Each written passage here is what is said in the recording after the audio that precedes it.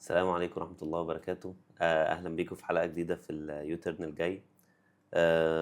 بطبيعتنا أو بطبيعة الحال إحنا في الحلقات دي بنحاول نجيب مواضيع بتمس الشباب والكبار. يعني الموضوع بتاع النهاردة بصراحة يعني من وجهة نظري بيمس كتير جدا من المجتمع، زي ما بقول كبار وصغيرين ولاد وبنات. فالموضوع ده هو الضغط النفسي بشكل عام، وفكرنا إن إحنا مش هينفع نتكلم فيه بقى كلام عادي كده وناخد وجهات نظر، لأ يعني إحنا عايزين حد متخصص، حد موجود في الواقع، حد بيشوف حالات أصلًا حقيقية. فالنهارده قُلنا لازم يبقى معانا دكتورة أمينة السعيد طبعًا، منورانا النهارده، أهلًا أهلًا بيكِ. بيك. طبعًا دكتورة أمينة يعني متخصصة في العلاج النفسي والسلوكي، يعني واخدة يعني الدكتوراه حتى في المواضيع دي، فإحنا قُلنا لازم إن إحنا نتكلم مع حضرتِك النهارده.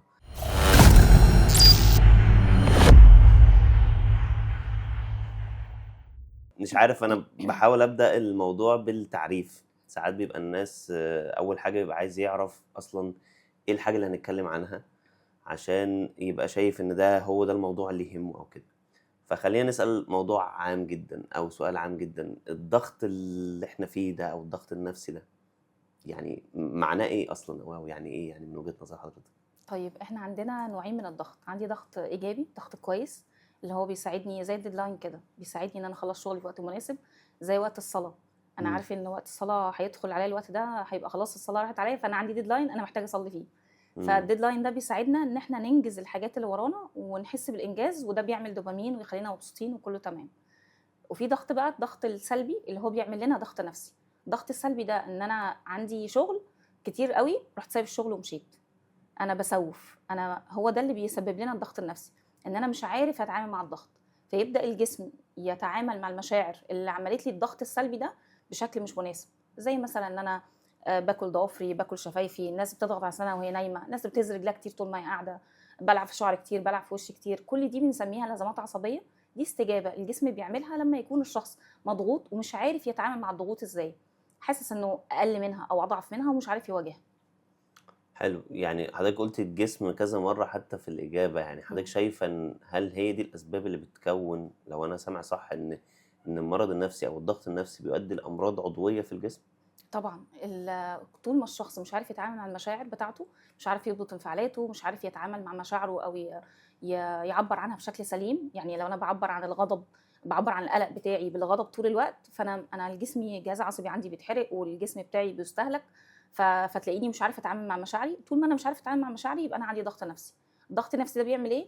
كإني باعبّر عن المشاعر دي بس داخليًا مش عارفة أتعامل معاها، فباعبّر عنها بقى بbinge eating إن أنا باكل كتير أوي، أو إن أنا ما باكلش خالص، أو إن أنا باعبّر عنها بالأرق، أو إن أنا بانام عدد ساعات طويلة جدًا باهرب بالنوم، إن أنا عندي مشكلة في التركيز، كل الحاجات دي بيبقى ليها علاقة بإن أنا مش عارفة أتعامل مع الضغوط إزاي، فجسمي بقى بيعبّر عنها بإنه بيأذيني زي مثلًا الأمراض المناعية، زي الpanic attack، زي مشاكل المعدة لمّا باروح للدكتور ويقول لي أنتِ ما عندكيش أي مشكلة، دي حاجة نفسية، فيبدأوا الناس ييجوا لنا العيادة أنا عملت سونار، عملت منظار، عملت كل حاجة، أنا معدتي زي الفل، بس الدكتور بيقول لي إن أنا أروح لحد نفسي مش فاهم في إيه.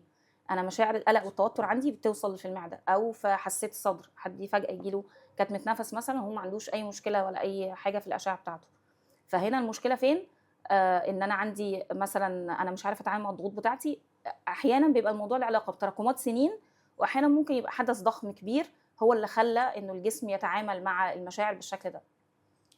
يعني حضرتك مش عارف السؤال ده كان المفروض يتسأل في الأول شوية، بس من كلام حضرتك بتتكلمي في حتّة صعبة أوي جوّه الإنسان، مشاعره وأفكاره، وحاسس إن هي حتّة صعبة أوي. مش عارف حضرتك دخلتِ في التخصص ده يعني إزاي برجلِك يعني موضوع صعب جدًا هو صراحة، أنا ما مش عارف. دخلتوش برجلي الحقيقة، أنا بجد؟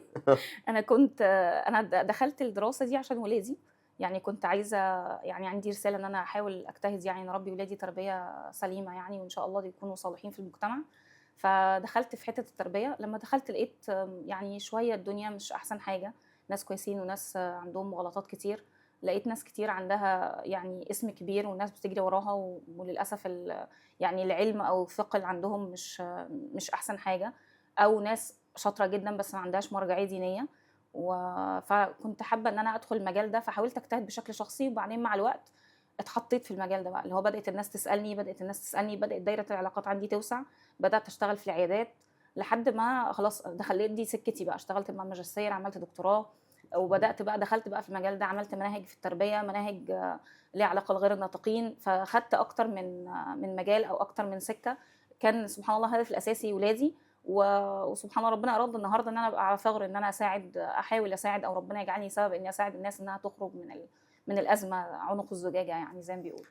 يعني هو ثغر مهم جدًا بالذات في الوقت الحالي بصراحة، باحس إن يعني مش عايز أقول المرض النفسي لإن إحنا محتاجين نعرف الفرق دلوقتي، بس عايز إن المجتمع فيه جو من الكآبة كده يعني بنشوفه بمراحل مختلفة، واحد ساكت، واحد فإزاي أنا أقدر أفرّق حتى مع نفسي أنا، إيه الفرق ما بين المرض النفسي والضغط النفسي؟ يعني إمتى أقول إن أنا كده أنا خلاص أنا مريض، أو إن أنا محتاج إن أنا أخُش أشوف دكتور والّا يعني الحتّة دي حاسس إن هي شائكة شوية، فرأي حضرتك فيها إيه؟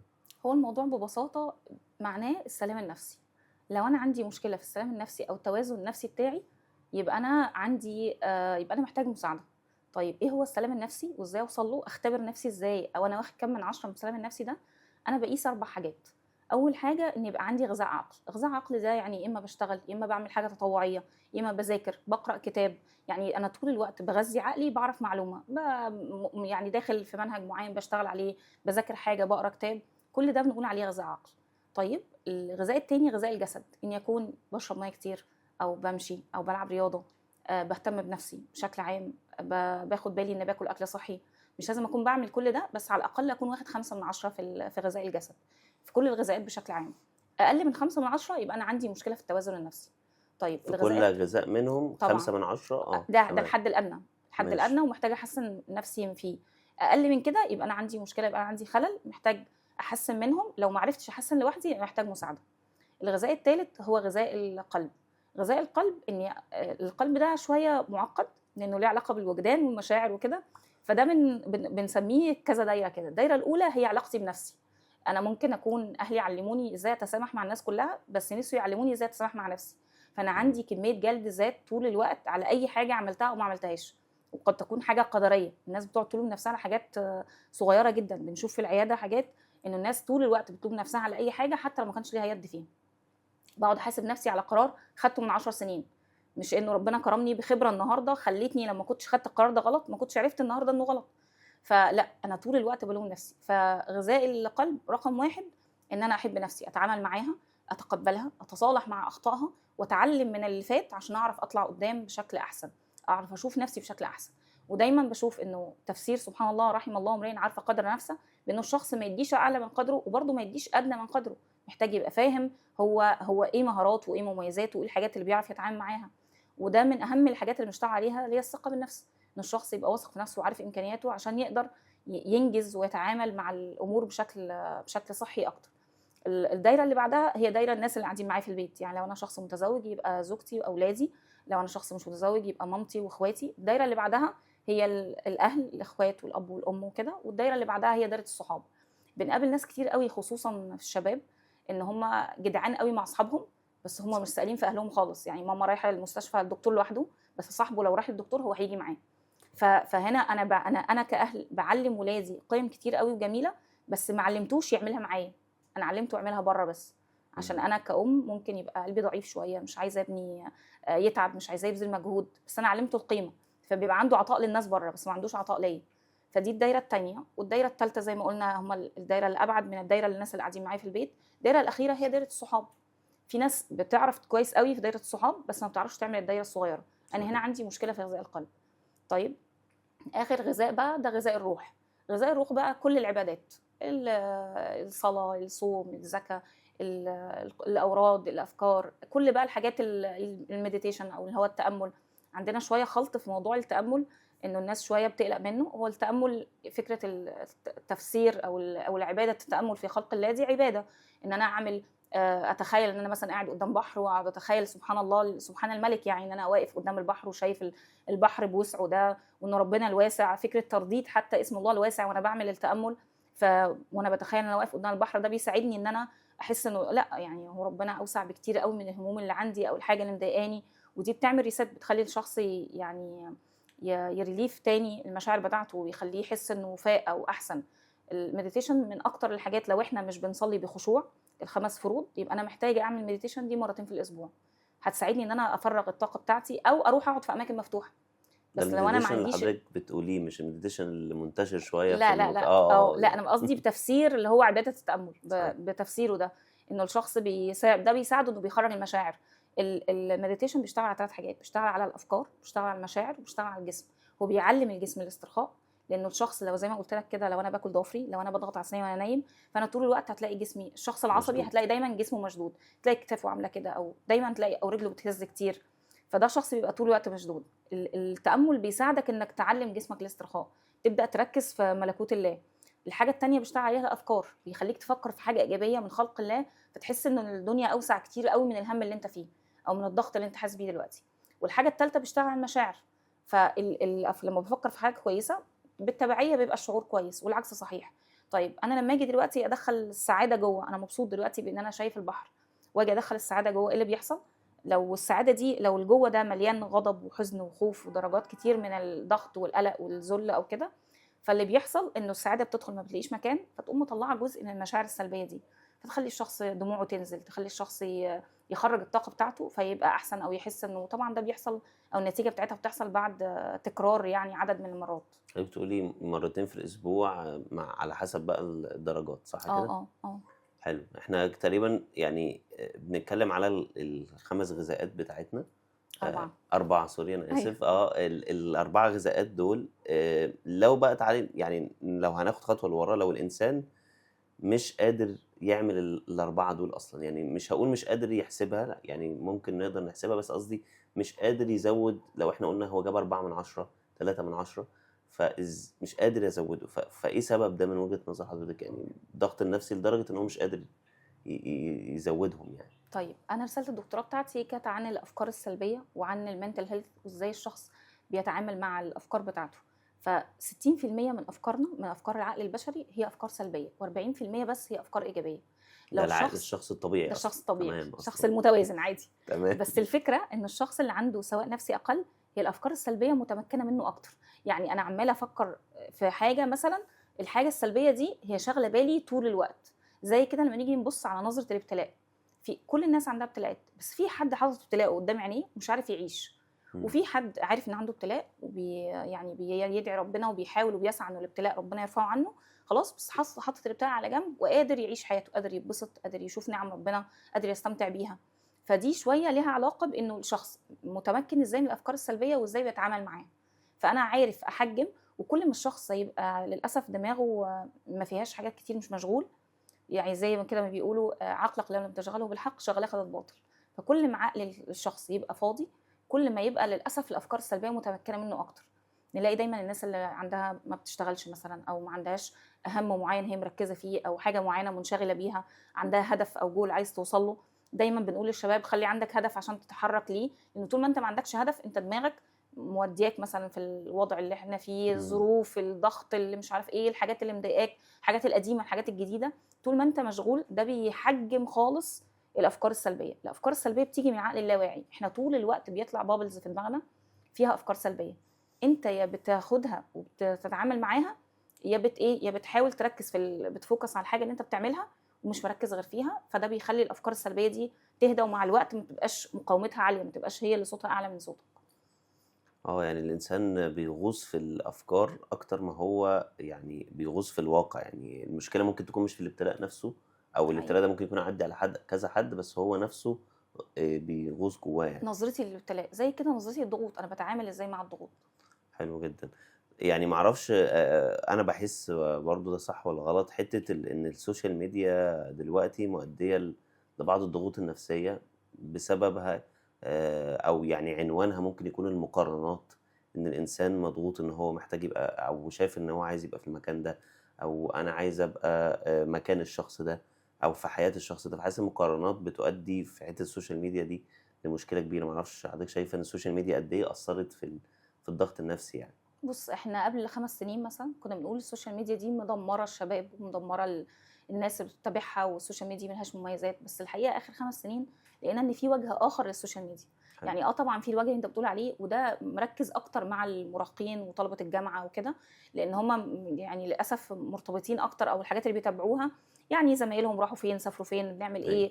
ايه، البنات كمان، مين جسمها اخس، مين مش عارف بتروح فين، مين سافرت فين. فدي شويه بتعمل لنا مشكله. لكن في وجه حسن للسوشيال ميديا، انه خلى الناس عندها وعي، خلى الشخص اللي عنده مشكله نفسيه يعرف ان عنده مشكله نفسيه، خلى قراءه الكتب او متابعه الناس اللي بيتكلموا في علم النفس او بيتكلموا في التربيه او كده سهله، اسهل كتير من الاول. يعني انا من الجيل القديم، فكان عندنا صعوبه، ما كانش عندنا انترنت، فكان عندنا صعوبه شديده في اننا نوصل. عشان نجيب الكتب لازم نروح نشتري الكتاب وما نلاقيهوش، والموضوع صعب وكده. دلوقتي انت اي كتاب تقدر تجيبه، اي حد، اي دكتور انت شايف انه شاطر او مجتهد او عنده مرجعيه شبه مرجعيتك، انت تعرف تتابعه وتشوف هو بيقول ايه، وتسمع منه، وده يعمل لك شويه، يصحصحك، يخليك شايف انت فين، انت واقف فين من الحته دي، وايه اللي محتاج تشتغل عليه. على الاقل تعرف انت ايه الاحتياج اللي عندك اللي انت محتاج تشتغل عليه.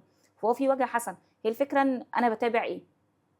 انا بتابع الناس اللي هي اشتغلت وانا لسه ما اشتغلتش، بتابع الناس ولا انا عارف انا ناقصني ايه وبتحرك فيه. انا بتفرج على الناس اللي هتساعدني في الحته الفلانيه.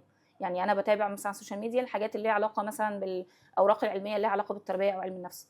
في غيري ممكن يكون بيتابع الحاجات اللي ليها علاقه زمايله راحوا فين، بيعملوا ايه، اتحركوا ازاي. انا اصلا مش مهتمه اتابع صفحات، انا بتابع اشخاص.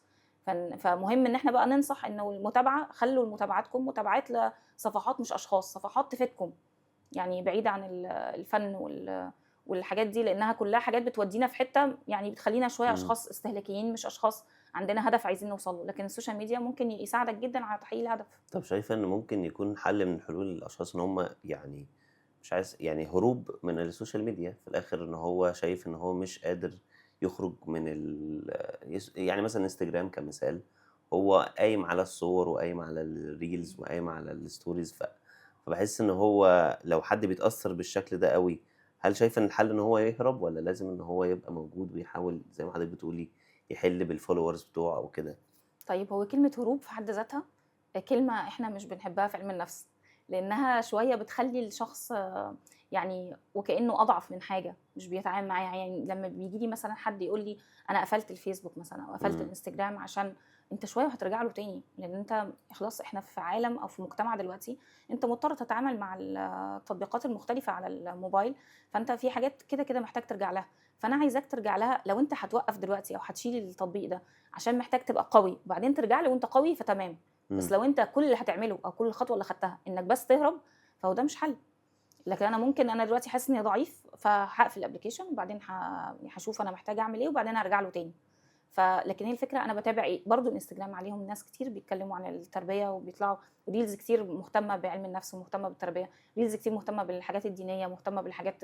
يعني هي الفكره انا محتاج ايه، وعقلي انت اكيد عارف يعني مجرد ما الموبايل بيعرف انت بتفكر في ايه او انت صح. عايز ايه بيجيبهولك. فانت مجرد ما بتوقف ريلز معينه عشان تشوفها، هو كده كده بيبقى عارف خلاص انت عاوزت ايه، فبيجيب لك الحاجات اللي انت عايزها. حلو. يعني حتة السوشيال ميديا، أو إحنا كنا بنتكلم دلوقتي على الحتة بتاعت إن الإنسان اللي غايص في المقارنات، غايص في الفن والموضة وأصحابه، بحس بقى في قوقعة تانية الإنسان بيقع فيها، قوقعة إن هو بقى ما بيشوفش غير الدكاترة النفسيين والمش عارف الدكتور النفسي إيه، وخمس ست أسئلة لو جاوبتهم يبقى أنت كده مريض نفسي في الدرجة السابعة يعني.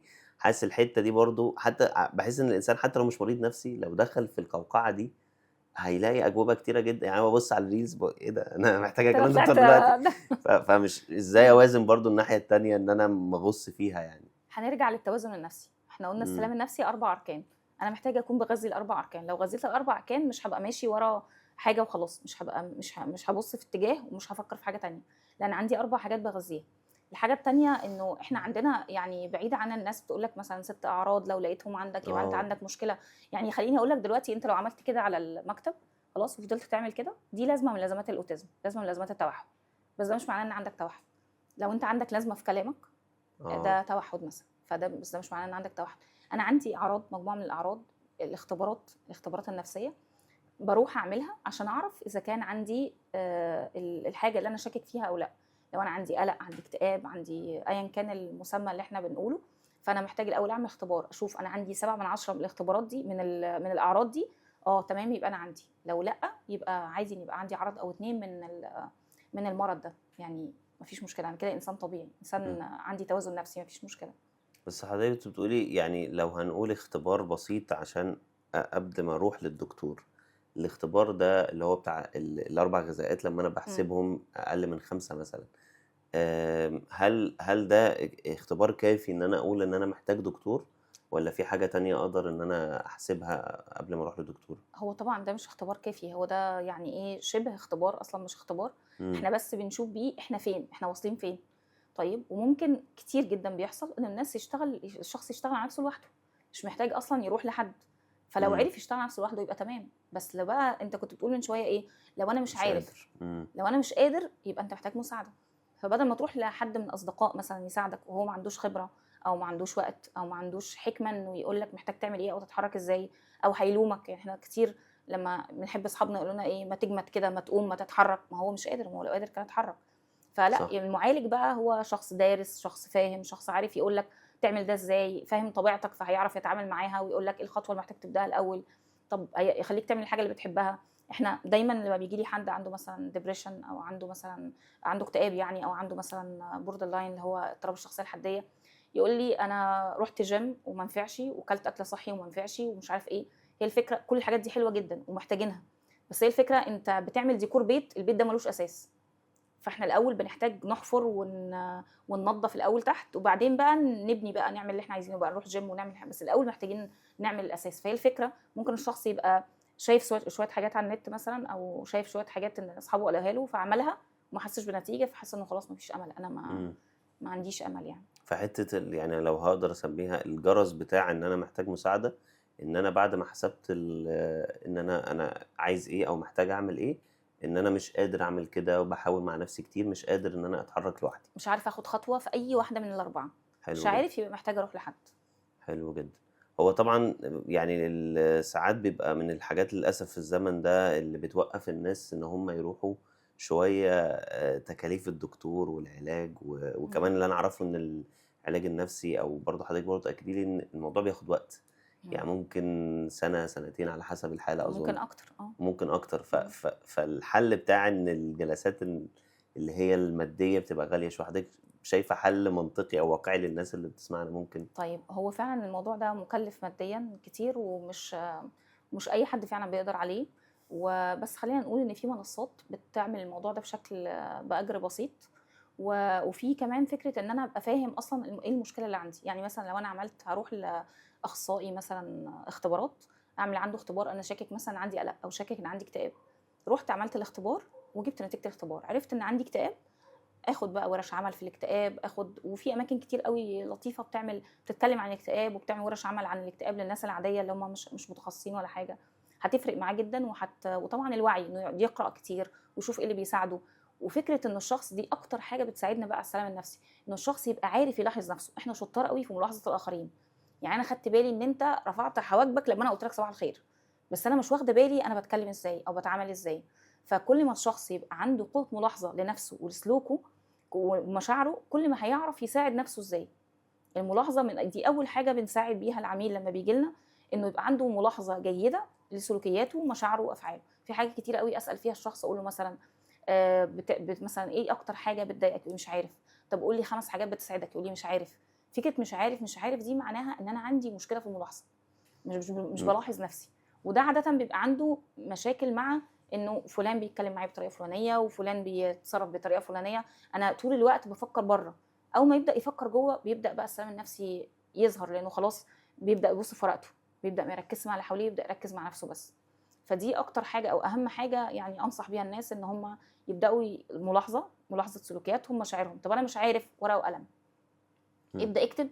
انا مثلا بنفعل لما بيحصل كذا، انا مثلا اشخاص اللي بتغضبني فلان وفلان، لا والله ده انا بغضب على طول، ده انا شخص غضوب، لا ده انا بغضب بالليل بس مش الصبح، لا ده انا بغضب لما بكون جعان. فكل ما تبقى فاهم انت بتتصرف التصرف ده ليه، كل ما هتعرف تساعد نفسك انك تبقى احسن. طبعا انا بتكلم في الدرجات الاولى، ان في درجات كده كده بتحتاج علاج دوائي. يعني انا إمم. كده كده، انا لما بيجي لي عملاء نشتغل جلستين 3 لقينا لا هو مش عارف يساعد نفسه، لازم يحول لطبيب، ياخد طبيب نفسي خريج طب نفسي، يدّي ياخد له ده. علاج دوائي، وبعدين يرجع نكمل مع الوقت بيحصل تحسن، بيرجع تاني للطبيب يقلل الدواء، الجرعه الدوائيه اللي بياخدها، لحد ما نوقف الدواء خالص ونكمل كام جلسه بعدها عشان نطمن ان وقف الدواء ما عملناش اي اعراض جانبيه او رجع لنا اي مشكله من المشكلات اللي موجوده.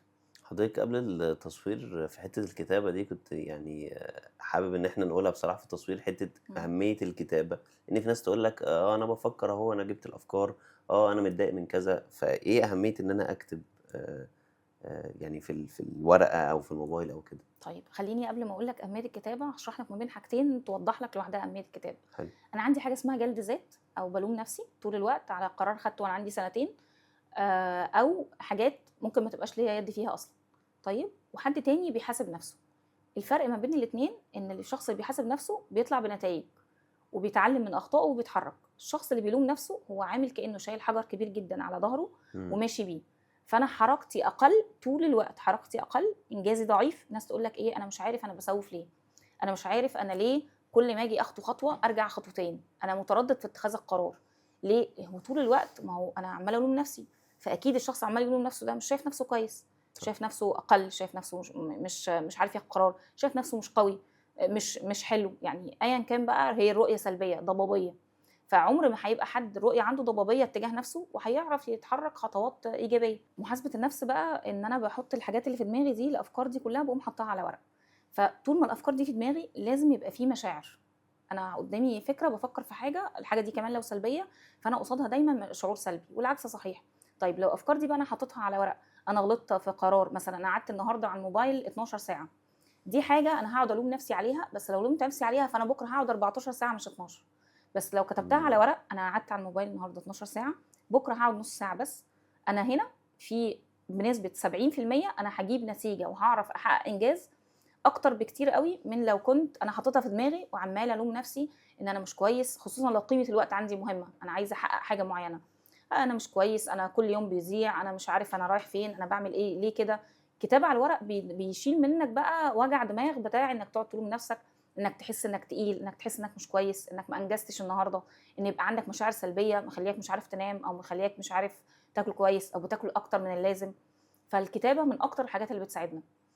كل ما الشخص يبقى بيكتب اكتر بيعرف نفسه اكتر، قوه ملاحظته بتعلى جدا بنفسه، بيفهم مشاعره اكتر وبيعرف يديرها وبيعرف يتعامل معاها، بيعرف يضبط انفعالاته بشكل احسن، وكمان بيقدر يتعامل مع مشاعره بشكل اهدى. يعني يبدا كده دماغه. يعني انا دايما بقول للناس اكتبوا، وبعد ما تكتب مثلا انا ضايقني موقف دلوقتي، كتبت الموقف ده وانا في حرقه الدم الفظيعه اللي انا فيها دلوقتي، وبعدين رحت ساعتين، نزلت مشوار، رحت الجيم، عملت اي حاجه ورجعت، ارجع اقرا الكلام تاني.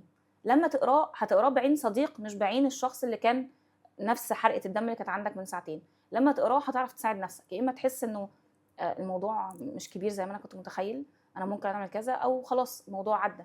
بس ممكن لمّا ييجي يقراه تاني مش ما يعني يفتكر بقى يعني كان لا لا نزل لا ينسى الgym وبتاع، بالgym رجع افتكر، يعني مش لا ده. لا لا، ما مش بيفتكر، هو بيشوف الموضوع بشكل موضوعي اكتر. يعني بيقدر يشوف الموضوع من غير بقى المشاعر الكتير قوي اللي كانت محطوطه، لان المشاعر عاده بتبقى مشاعر وقتيه. انا عندي غضب اهم. شديد اتجاه حاجه معينه، فدي حاجه وقتيه. طيب مش شرط تبقى حاجه وقتيه، ممكن جدا في بعض المواقف لا انا عندي غضب دائم اتجاه شخص معين.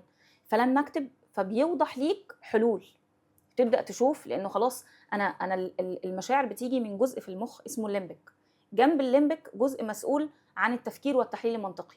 لما برجع اقرا الكلام، الجزء المسؤول عن التفكير والتحليل المنطقي بيشتغل، بيتفعل. إمم. فلما يتفعل يبدا يوجد لك حلول، يبدا يقول لك ايه رايك تعمل كذا، طب خلينا نعمل كذا. فده بيساعدك قوي ان الدنيا تبقى كويسه. الليمبك ده عامل بالظبط زي كده الجهاز اللي بيبقى موجود في الغرف الفندقيه. عارف الجهاز اللي فوق ده، اللي هو لو حد شرب سيجاره او آه. يديك انذار بالحريق. بالضبط. الليمبك ده لو انت مش بتتابع معاه، يعني فاهم مشاعرك كويس، بيبوظ منك. بيبوظ ازاي بقى؟ ربنا خلقه فينا علشان تنتبه انه في اسد فتعرف تجري مثلا، عشان تعرف انه عندك مثلا حاجه معينه فمحتاج تشتغل او تتحرك ليها. طيب لو انت شخص بيكتم مشاعره، انت عمال تراكم مشاعر القلق جواك او تراكم مشاعر الحزن او الغضب جواك، الجهاز ده بيعطل منك. فتلاقي ناس مثلا حد بيخاف من القطه، حد بيخاف من الاسانسير، حد بيخاف من الحاجات، إمم. من الصرصار مثلا. الخوف الغير المنطقي بقى، حد بيخاف من الجبنه الرومي، بنلاقي ناس عندها فوبيا من حاجات معينه تبدو بالنسبه لناس تانية هي غير منطقيه. فده ايه؟ ده حصل خلل في الليمبك علشان هو راكم مشاعر كتير جدا، فبقى عنده خوف من معظم الحاجات. ايه اللي بيحصل هنا؟ ميكانيزم دفاعي بيخرج من عقل اللاواعي عشان يحميك. هو بيحب عبد الرحمن فعايز يحمي عبد الرحمن، فيخليه يخاف من كل حاجه عشان ما يتاذيش ويتعرض إمم. لنفس التجارب المؤلمه اللي اتعرض ليها زمان، فيقوم يخوفه من حاجات تانية. طيب ايه اللي انا محتاجه اعمله؟ ابدا بقى اشغل العقل الواعي بقى، مش العقل اللاواعي، ابدا اشغل العقل الواعي ان انا محتاجه اشتغل على ده واعرف ايه اللي مخلي العقل اللاواعي بيخاف من الحاجه دي. قد يكون حاجات ليها علاقه بترومز مريت بيها، اساءات طفوله، حاجات حصلت لي، موقف حصل لي مثلا من شهرين، امبارح حصل لي وانا عندي 4 سنين، يعني ممكن يبقى حاجه قديمه وممكن تبقى حاجه جديده خالص. فكل ما الشخص قادر تاني ارجع تاني للكتابه، كل ما الشخص يبقى بيكتب كل ما هيفهم اكتر عن نفسه، كل ما هيعرف هو محتاج يعمل ايه وايه الحاجه اللي محتاج يشتغل عليها. حلو. يعني حضرتك قلتي في كلام حضرتك شويه في قلق، في اكتئاب، في اوفر ثينكينج، يعني مم. بشكل عام مش عايز اقول الفروقات يعني، بس كواقع بان حضرتك شغاله في الواقع بقى مم. لحضرتك سنين يعني. ايه المشاكل الاكتر اللي بتيجي لحضرتك من الشباب عشان برضو الناس تبقى واحنا نبقى واخدين بالنا منها اكتر من الطبيعي يعني؟ طيب خليني اقول انه في حاجات مرتبطه ببعضها، يعني مثلا لو انا عندي قلق سنين، طبعا قلق مرضي لانه في قلق طبيعي اللي هو زي ما قلنا من شويه، القلق ده اللي بيخليني اسلم حلو. الشغل قبل ميعاد التسليم. لكن القلق المرضي اللي هو زي ما قلنا اللي ليه علاقه باللازمات العصبيه اللي هي بتاعه قدم الاظافر او اكل الشفايف او ضغط السنان او الكلام ده، فلو انا عندي قلق مرضي وسبته سنين مش بعالجه هيتحول لدبريشن، هيتحول لاكتئاب. اوكي. ولو انا عندي اكتئاب بقى لي فتره طويله ومش بعالجه فهيتحول لقلق واكتئاب. طيب ليه؟ لانه الاثنين بيتغذوا على الافكار السلبيه. كل ما الافكار السلبيه عندي بتزيد كل ما الاكتئاب عندي بيعلى، كل ما الافكار السلبيه عندي بتزيد كل ما القلق المرضي عندي بيعلى، كل ما بيقل بعرف اتعامل معاها كل ما الاكتئاب بيقل وكل ما القلق بيقل. طبعا انا بتكلم على الناس اللي مش محتاجه علاج دوائي، لانه في امم. الاكتئاب درجات، في درجات منها محتاجه علاج دوائي، القلق المرضي درجات، في درجات منها محتاجه علاج دوائي.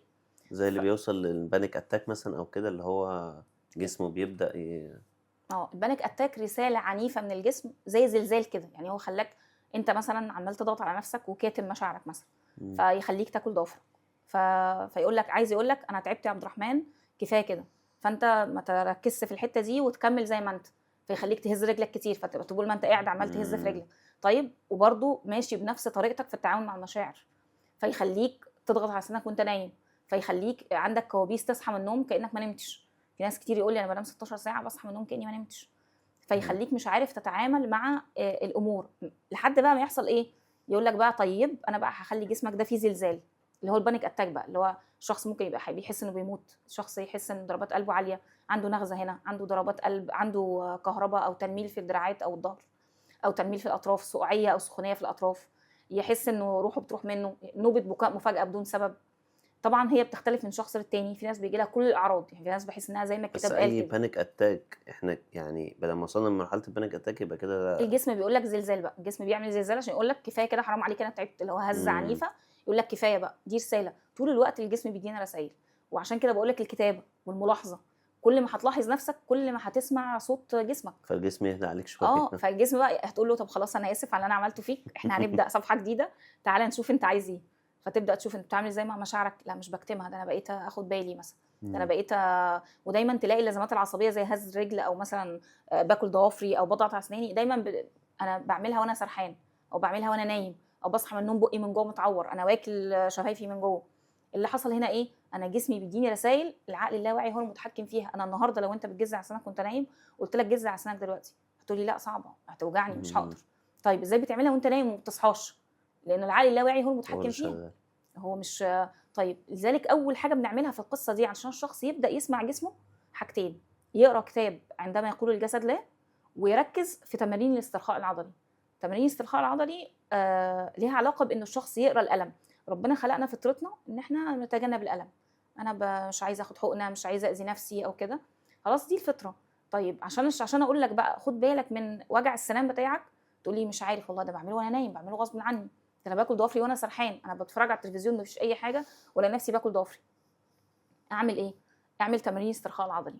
التمارين دي موجوده على اليوتيوب، يعني اي حد يكتب تمارين استرخاء عضلي هيلاقيها، تمارين لطيفه، بيبقوا 8 تمارين بنعملهم عشان الشخص العقل الواعي يبدا ينتبه للالم ده، فلما يقرا الالم يبدا الجسم وانت نايم كده وبتجز على اسنانك يبدا عقلك يقول لك يا عبد الرحمن خد بالك انت بتجز على اسنانك، فتبدا ايه جسمك يريلاكس تاني.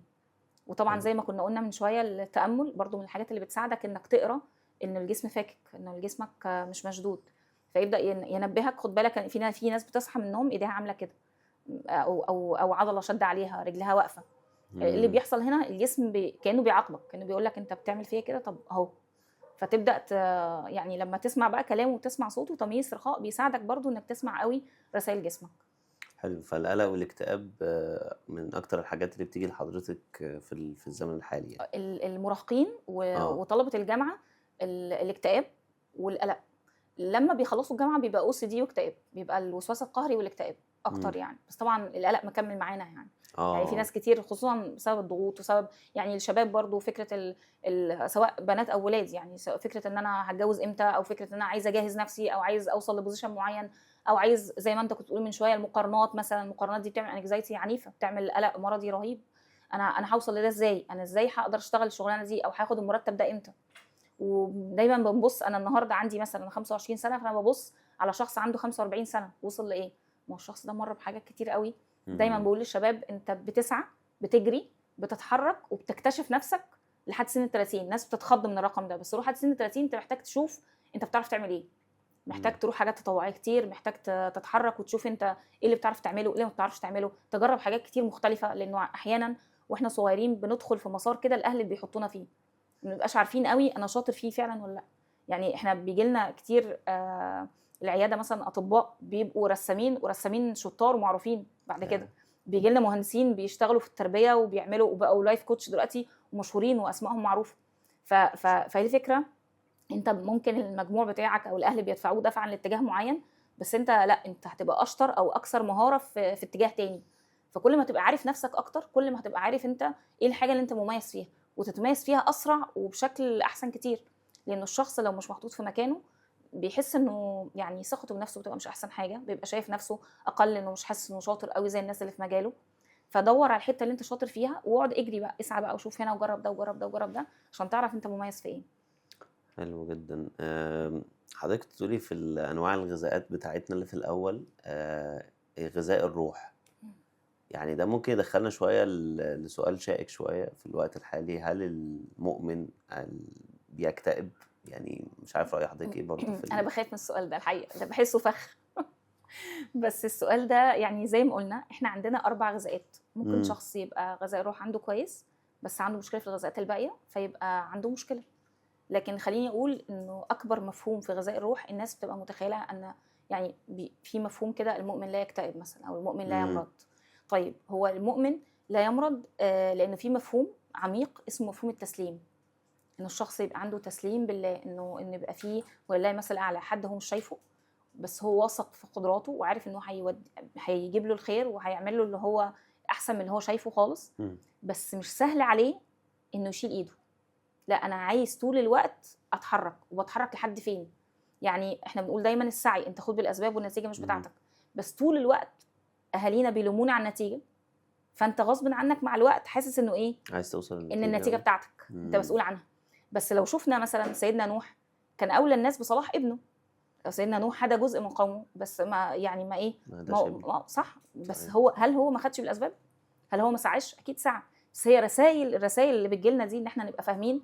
انت دايما احنا لما بنشتغل مع امهات استشارات اقول لها انت اللي عليكي الاخذ بالاسباب، الاسباب بتاعتك، لكن ما وراء الاسباب بقى النتيجه بتاعت ايه الله اعلم. احنا بيجي لنا اهالي ما لهمش اي علاقه باولادهم خالص، واولادهم ما شاء الله خطب الله عارفين طريقهم، واهالي مركزين جدا وباذلين كل ما هو يعني غالي ونفيس على اولادهم، وسبحان الله النتيجه غير موفقه. هي في الاخر بتاعت ربنا مش بتاعتنا. واحيانا الناس بيبقى يعني ربنا يعافينا يا رب، نسال الله العفو والعافيه، انه الابتلاء بيبقى في الاولاد، احيانا ده بيحصل. فالفكره ان الشخص يبقى شايف تسليم، ان هو بيعمل اللي عليه وبيعمل عليه حد فين، بياخد بالاسباب في حدود علمه وبعدين بيسيب الباقي ربنا. الموضوع صعب زي ما قلت لك عشان الشق بتاع الاهل، وعشان الشق التاني بتاع ان انا بتولد فطرتي الكنترولينج. البيبي بيمسك اللعبه وهو عنده 6 شهور تقع منه يعيط، عايز حد عايز يمسكها تاني. فبيدخل بعد كده مرحله المركزيه اللي هو محدش يلعب معايا، دي لعبه انا. فاللي بيحصل انت متخيل شخص زي ده بيقول لك، بتقول له ايه؟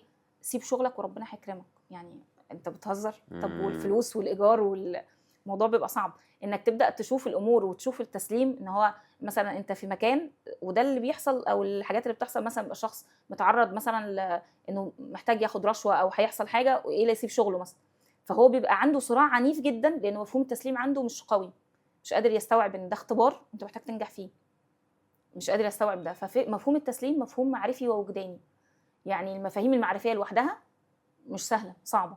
طيب تخيل بقى مفهوم مركب زي مفهوم التسليم، انه وجدانه يؤمن ويبقى مطمن، وفي نفس الوقت افكاره انه يبقى خلاص هو مقتنع وشايف انه ان ده الصح بالمنطق. والعلاقات الانسانيه او الاجتماعيه لا تقاس بالمنطق، ودي صعوبه مفهوم التسليم. لذلك دايما لما بشتغل مع حد عن مفهوم التسليم انا بشتغل معاه مش اقل من 3 شهور. احنا طول الوقت بنسمع حاجه، لان المفاهيم العقليه او المعرفيه عامله زي الحجر، مفاهيمنا كلها بتتكون اول 12 سنه من حياتنا. فانت عشان تكلم حد قاعد لازم قدامك عنده 30 تكسري سنه الحاجة وبعد انت كده محتاج تخبط تخبط. انا دايما بقول التربيه عمليه طرق، افضل اخبط افضل اخبط، فكأن في نقطه ميه بتنزل على الصخره دي، الصخره دي بتبقى نصين وبعدين بتبقى 4 عشان تتفتت، بتاخد وقت. الشخص ما ينفعش يسمع بودكاست عن التسليم خلاص هيبقى عنده تسليم، لا، هو هينبهر وهيبقى عارف. يعني تيجي ناس كتير تقول لي ايه، انا عارفه كل الحاجات بس هي ما طبقتش ومش عارفه تطبق. ودي اصعب مرحله على فكره، بنسميها اللي هي جحيم المعرفه، اللي هو انا عرفت بس مش عارف بقى اروح فين او اروح ازاي اتحرك ازاي. فدي اكتر حاجه بتاخد وقت. بعدين خلاص مجرد ما المفهوم اتسكن يعني في وجدان الشخص، خلاص بيبقى الدنيا بسيطه وسهله. يعني العكس برضو، عشان الناس بتاخدها كده اللي هو انا لما لو معانا من اول الحلقة ولقى نفسه ايه ده انا فعلا فيا الاكتئاب او فيا القلق، فايه ده يبقى انا كده ربنا ما بيحبنيش، ده بيودي بقى تاني لفكرة كره النفس. فمن كلام حضرتك لا، احنا الاتجاه مش هنا، الاتجاه ان الاهم المعاني في المؤمن هو التسليم والرضا مثلا. طبعا فلو المعنى ده مش موجود، حتى لو هو بيروح يحج كل سنة هو ملوش علاقة، طبعا هو حاجة العبادات ليها علاقة ملهاش علاقه. بالتسليم. صحيح صحيح. حلو جدا. طيب عايز اروح لحتة أخيرة على الشخص المريض النفسي. لو يعني اعتبرنا ان انا باخد الشخصية دي، فامتى انا اعرف ان يعني انا ما باخدهاش شماعة؟ يعني انا حتى بيني وبين نفسي الاول، انا مريض نفسي، انا تعبان، انا مش هعمل كذا. امتى افصل ما بين ان انا بعمل الشماعة دي او العكس ان انا فعلا مريض؟ يعني الحتة دي اوزنها ازاي؟ طيب لو انا شايف ان انا عندي مشكله يبقى محتاجه اروح لحد يساعدني.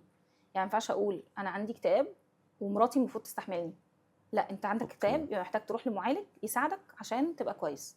المعالج قال لك انت محتاج تاخد دواء يبقى محتاج تاخد دواء. ما ينفعش تبقى طول النهار بتتعصب مثلا او حابس نفسك في الاوضه وتقول انا عندي اكتئاب فانت محتاجه تشيلي كل حاجه، لا، انا كده بتخلى عن مسؤولياتي. طيب العقل البشري طبيعته كسول، طبيعه العقل.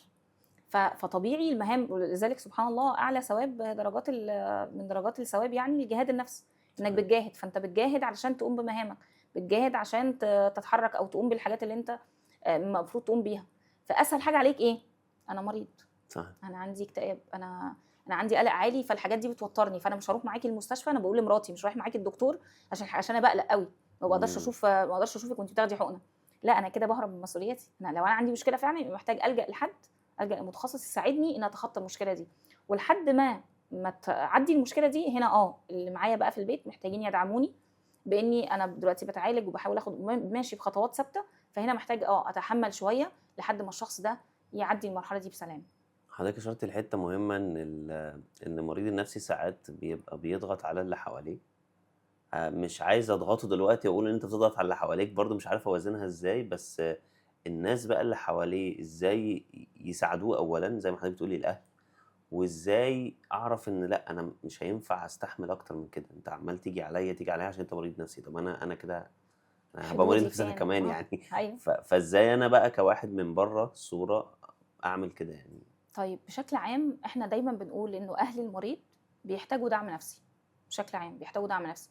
مريض بقى مرض عضوي كبير زي مثلا امراض المناعيه او كده بيحتاجوا دعم نفسي، او مرض نفسي بيبقوا محتاجين دعم ان احنا نقول لهم انه يعني ان احنا وصلنا للنقطه الفلانيه، انت محتاج تعمل كذا انت كمان. يعني دايما لما بيجي لي مثلا واحده مثلا عندها مشكله بشكل معين وبقعد مع زوجها بقول لها لا، اقول له انت محتاج تبقى بتخرج مع اصحابك، محتاج تكون بتاكل اكل لطيف، محتاج تكون بتفرغ بشكل معين. ما ينفعش تبقى انت بتمتص طول الوقت لانه ده هيخليك مع الوقت انت مش عارف حتى تدعمها. وهتنهار يعني عليها اه اصلا، ممكن كمان ترجعها تاني برافو لنقطة عليك، الصفر. برافو عليك. ممكن بقى الشخص ده يبقى الزوج، ممكن يبقى الاب، ممكن يبقى الام، ممكن يبقى الصديقه، يعني ايا كان الشخص اللي بيدعم في التوقيت ده. احنا بنقول له دايما انت محتاج تكون بتعمل نفسك برنامج، علشان في ناس بيبقى عندهم كده هم هيلبر كده، تلاقيه طول الوقت قايم بدور المنقذ، فهو عايش علشان يخدم الشخص ده، يساعده ويشوف هو بيعمل ايه ويتحمله. ف يعني فدي الحاجات اللي بنخليها لا انا مش عايزاك تبقى كده، انا عايزاك تسمع وتدعم وتساعد وتبقى معاها وتيجي معاها لما تبقى رايحه للمعالج او كده. بس قصاد ده انت لازم يبقى عندك وقت تعمل فيه كذا، تعمل فيه كذا، تعمل فيه كذا، عشان تقدر تفضي وتعرف تملى تاني. ما يبقاش انت عمال تملى في الكوبايه وبعدين فجاه تنهار. وبنلاقي نماذج كتير اللي هو فجاه هيسيب الشخص اللي معاه خلاص، هو فجاه بيتخلى، او فجاه الاهل بينهاروا على ابنهم اللي عنده مشكله مثلا، ينهاروا عليه انه انت اللي عامل لنا كده. مم. طيب حضرتك برضو ذكرت الأهالي فعلا في كذا حالة. هو طبعا الأهالي دلوقتي الحمد لله بشكل ما عندهم برضو وعي، يعني جيلنا شوية خلاص الحتة النفسية دي فيها وعي كبير. الأهالي في بعض الأهالي لسه متزمتين في الحتة دي. انت ايه البانيك اتاك؟ انت مجنون؟ انت في حاجة في ساحر يعني الحتة دي. ازاي نوصل للأهالي ان لا، يعني ممكن يكون زي ما حضرتك بتقولي مرض أصلا غصب عنه خلاص وصل للمرحلة دي. فزي رسالة للأهالي نقول لهم ايه في الحالة زي دي يعني؟ طيب بشكل عام احنا الاهالي لما بتبقاش عارفه او بتقرا كتير عن الطب النفسي او فاهمه في الطب النفسي، بتلجأ للمجهول. المجهول بقى زي ما انت بتقول كده سحر مثلا، او انت محسود او كده، إمم، فبنلجأ للمجهول. بس المجهول ده مش هيساعدنا، احنا في ايدينا ايه؟ ناخد بالاسباب. فايه الاسباب؟ ان انا اوديه لحد يمكن الحد ده يساعده وما يبقاش الموضوع له علاقه باي حاجه، فلما يساعده الدنيا تبقى احسن ان شاء الله. فهي الفكره انه احنا يعني الحمد لله، الحمد لله انا بشتغل في العيادات بقالي سنين. لا الكام سنه الاخيره احنا بيجي لنا ناس من محافظات مختلفه، وبيجي لنا ناس يعني وعيهم بسيط جدا، فلا يعني حاسه انه في وعي في المجتمع اختلف تماما عن الفتره الاخيره. صحيح. وناس كبار يعني الحمد لله الدنيا اختلفت خالص عن الاول. وكل ما الشخص بيبقى عنده حرص انه لا انا عايز ولادي يبقوا كويسين وعايز ولادي يبقوا احسن او كده. طيب في ناس بقى بيبقى عندها مشكله بمناسبه الاهالي، يعني انه دايما بيبقى حاسس ايه، لا انت تقدر. يعني مثلا الشخص عنده اكتئاب ممكن جدا يوصل لمرحله انه مش قادر يقوم ياخد شاور، حتى مش قادر حتى يقوم ياخد دش. فيقولوا انت تقدر. طب انت ايه اللي مقعدك كده؟ ما تقوم، انت ليه سايب اوضتك بالشكل ده؟ لا إمم، اتحرك.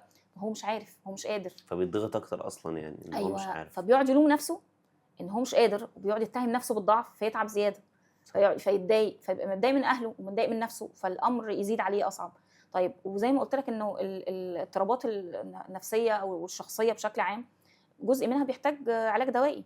فانا انا ممكن يبقى عندي خلل في كيمياء المخ مخليني لازم اخد دواء عشان اعرف اقوم اخد الشاور ده، مش قادر اعمله ده لوحدي. يعني حتى ممكن المعالج نفسه لو انا بقالي فتره، ممكن المعالج نفسه ما يعرفش يساعده، لازم ياخد دواء الاول وبعدين يروح للمعالج. لكن واحد رجليه مكسورة بيقول له انزل اجري يعني. بالضبط كده، لا أنت محتاج تنضّف الشقة بسرعة يالّا قوم فأنا أنت. بس هي الفكرة إنه الحاجات العضوية إحنا بنبقى شايفينها، صح. فبنبقى متعاطفين معاها أكتر. لكن الحاجات النفسية عندك اكتئاب بس بتضحك، عندك اكتئاب مظبوط. بس خرجت معانا. طب ما أنت بتخرج أهو، ما أنت كلت، ما أنا لسه عازمك على مش عارف إيه، متضايق ليه؟ يعني فهي الحتة دي الفكرة إن صح. إحنا ما بنبقاش متشاف أوي. التوتر أو الanxiety أو القلق المرضي ما بيبقاش متشاف أوي، إنه الشخص بيبقى طبيعي بيمارس حياته بشكل طبيعي. بتظهر إمتى؟ ممكن تظهر في أكل، تظهر في نوم، تظهر في عصبية مفاجئة بدون سبب. فيبقى الشخص يحس إن لا أنت مش طبيعي، أنت في إيه، ما أنت كويس، ما أنت حاصل، ما أنت كده يعني.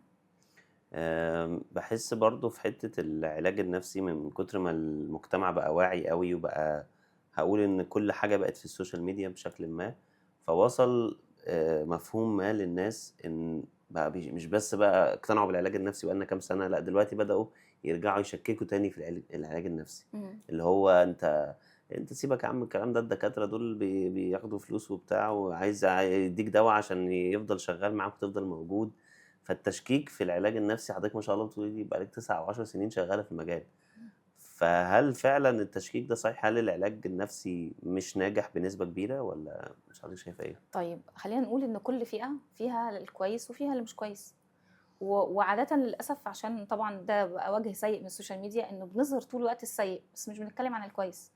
يعني ما زلنا إلى الآن مش سهل أوي إنه حد يقول أنا باروح للدكتور الفلاني والدكتور ده كويس، مش سهل.